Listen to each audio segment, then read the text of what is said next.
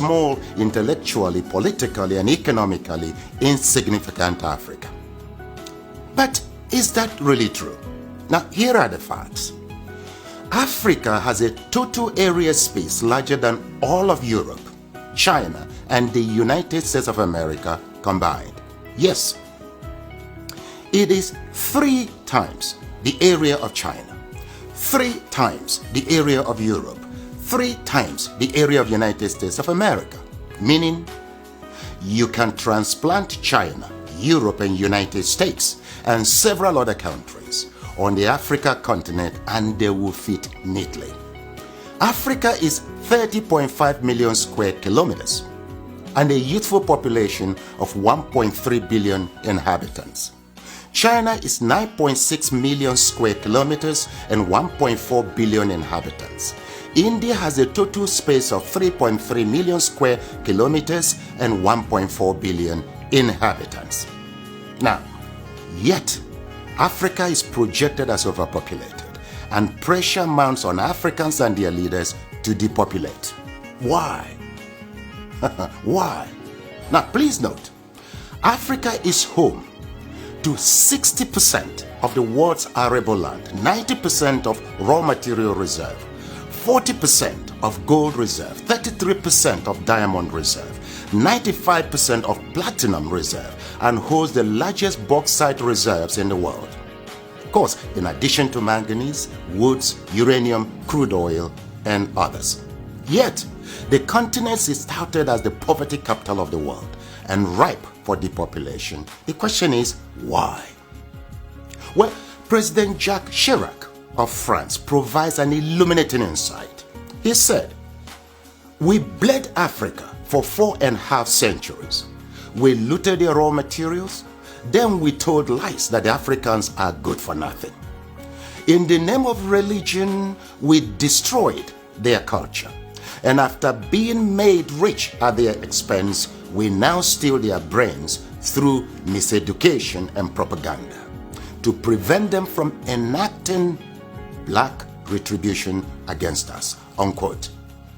Well, put simply, for over 4 centuries, Africa is not in control of its resources. Look, a 2016 study of Africa by the NGO called War on Want reveals that 101 companies, mostly British, control $305 billion worth of platinum, $276 billion worth of oil, and $216 billion worth of coal at 2016 market prices.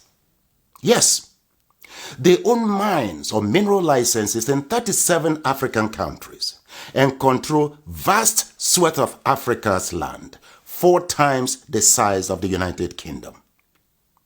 Now look, Africa subsidizes the rest of the world by $32 billion annually.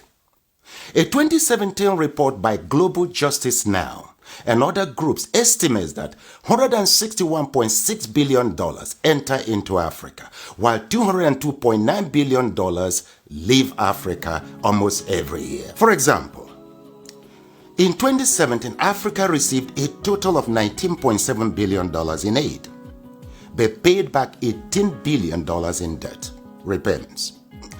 Debt burden is killing Africa. African governments have borrowed between 25 and 75% of their GDP, but with little or nothing to show for it.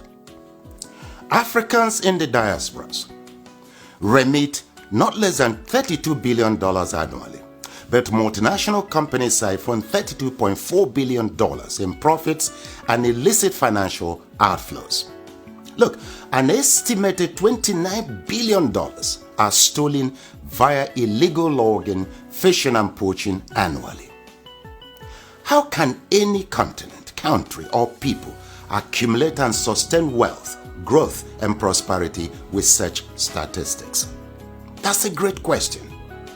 Well, look, hopefully, now you know your Africa better. Edmund Mbiaka once wrote, "Peace of mind always comes with knowing who you truly are. where you currently stand, where you positively need to be, and strongly believing in its possibility. Africa needs to control its resources, no doubt. For productive, patriotic, and effective leadership, we need our best and ablest citizens with fortified character in local, state, and federal governments. This must be given utmost consideration in upcoming elections across Africa. Let me say it once more. Our problem is not the age of our leaders, but unfortified character. It is your responsibility to protect and defend your Africa. The starting point is to educate and transform the mindset of our leaders and peoples.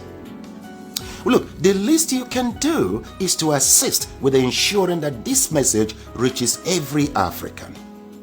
Slavery destroyed us. Religion divided us. Ignorance controls us.